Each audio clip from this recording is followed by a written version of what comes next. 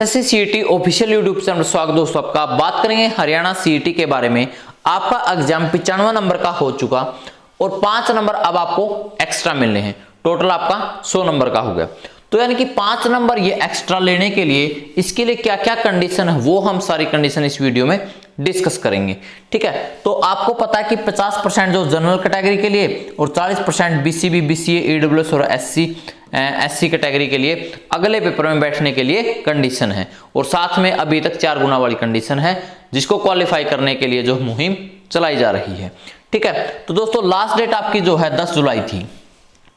तो जैसे ईडब्ल्यूएस की अगर मैं बात करूं स्पेशली, तो ईडब्ल्यूएस कैटेगरी वालों के लिए क्या था कि आपका ये लास्ट डेट से पहले का होना चाहिए। ठीक है, इससे पहले का होना चाहिए, स्टेट गवर्नमेंट का होना चाहिए और 6 लाख से नीचे आपकी इनकम होनी चाहिए, तभी जो है आपको ईडब्ल्यूएस कैटेगरी का बेनिफिट मिल पाएगा। ठीक है, अब हम बात कर लेते हैं इन 5 नंबर को कि ये 5 नंबर किस किस को मिलेंगे। तो इसके लिए दोस्तों कंडीशंस क्या है, पहली कि या तो घर में नौकरी नहीं हो या फिर फादरलेस हो। ठीक है, यानी कि फादर एक्सपायर हो रखे हो या फिर वो आपके पास कोई एक्सपीरियंस हो। ठीक है, एक कंडीशन तो ये है। इसके साथ में दूसरी कंडीशन भी फुलफिल होनी चाहिए कि आपकी फैमिली आईडी में जो इनकम है वो आपकी 1,80,000 से कम होनी चाहिए। कितने से? 1,80,000 रुपए से आपकी फैमिली आईडी में इनकम कम होनी चाहिए। ठीक है, तो अगर मान लिया घर में नौकरी भी नहीं है और फादरलेस भी नहीं है, तब भी दोस्तों आपको 10 नंबर नहीं मिलेंगे, तब भी आपको कितने मिलेंगे? 5 ही मिलेंगे।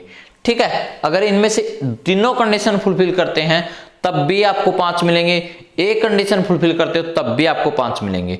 ठीक है, पहले अलग अलग हुआ करते थे ये सीईटी से पहले।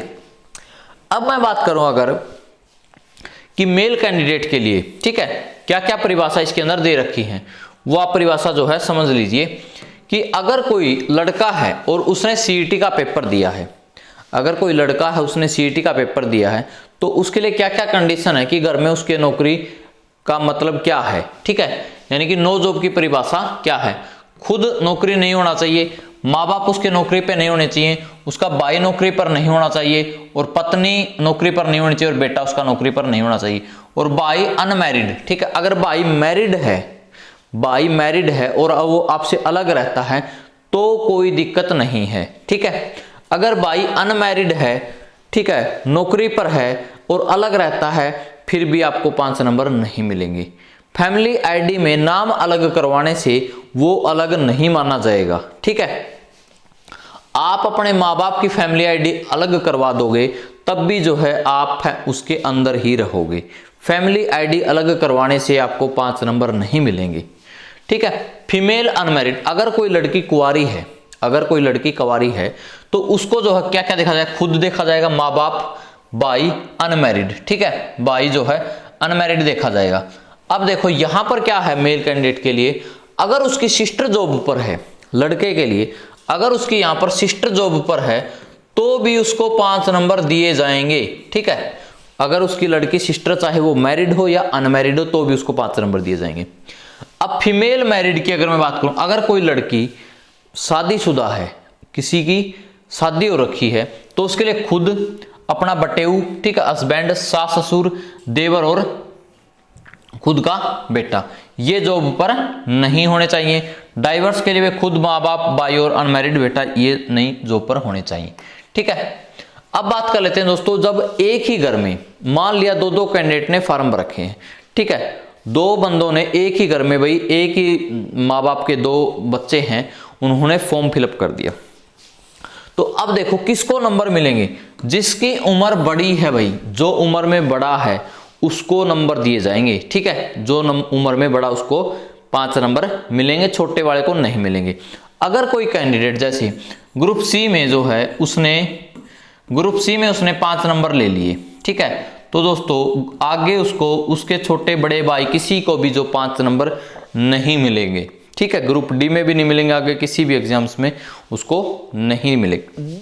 ठीक है, तो एक ये छोटी सी बात और है, सीईटी अगर मार्क्स का जिक्र किया जाए तो ये है सीईटी के रिटर्न के पेपर, यानी कि जितना आपका 95 नंबर का हुआ है। सीईटी अगर मार्क्स की बात करें, सीईटी स्कोर क्या होता है? रिटर्न प्लस में सोशियो, ये थोड़ा सा टेक्निकल चीज मैं बता रहा हूं जो कि सीईटी के नोटिफिकेशन में दी हुई है। ठीक है, अब बात कर लेते हैं फादरलेस की। अगर फादर नहीं है किसी का तो उसके लिए कब मिलेंगे आपको 5 नंबर?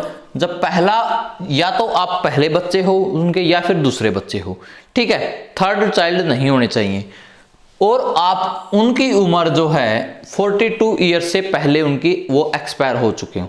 जब वो एक्सपायर हुए तब उनकी उम्र 42 साल से कम हो। अगर वो 43 ईयर्स के हैं और आप पहले बच्चे हो तो फिर आपको 5 नंबर नहीं मिलेंगे। ठीक है, अगर आप फर्स्ट और पहले दूसरे बच्चे हो और आपकी उम्र, जब उनकी उम्र चाहे वो 55 साल के हो, चाहे वो 45 साल के हो, चाहे वो 35 साल के हो, अगर आपकी उम्र 15 साल से कम थी उस टाइम, तब भी आपको 5 नंबर मिल जाएंगे। ठीक है, दोनों में से एक कंडीशन, या फिर कोई विडो हो तो उसको भी जो 5 नंबर ये मिल जाएंगे। ठीक है, तो दोस्तों मैंने आपको यही डिस्कस करना था कि आखिर ये 5 नंबर किसको मिलेंगे। जब आपका स्कोर बनेगा, जब आपका ये सीईटी के लिए अगले फार्म के लिए, जैसे आपका रिटन का पेपर होगा, ये रिटन का एग्जाम हो चुका, ठीक है, अब ये जैसे ही आपका रिजल्ट आएगा दोस्तों, ये आपको लगा करके स्कोर आएगा। ठीक है, ये स्कोर लगा करके आएगा, फिर आपसे क्या पूछेंगे? प्रेफरेंस पूछेंगे, और फिर प्रेफरेंस पूछने के बाद आपका ये सेकंड पेपर होगा। ठीक है, ये अगर आपका क्वालिफाई हो या ना हो, ठीक है, ये प्रोसीजर यही रहने वाला है। क्वालिफाई में तो क्या, सिर्फ कैंडिडेट थोड़े से ज्यादा हो जाएंगे, बढ़ जाएंगे। ठीक है, इतना ही है, बाकी जो प्रोसीजर है वो वही रहने वाला है।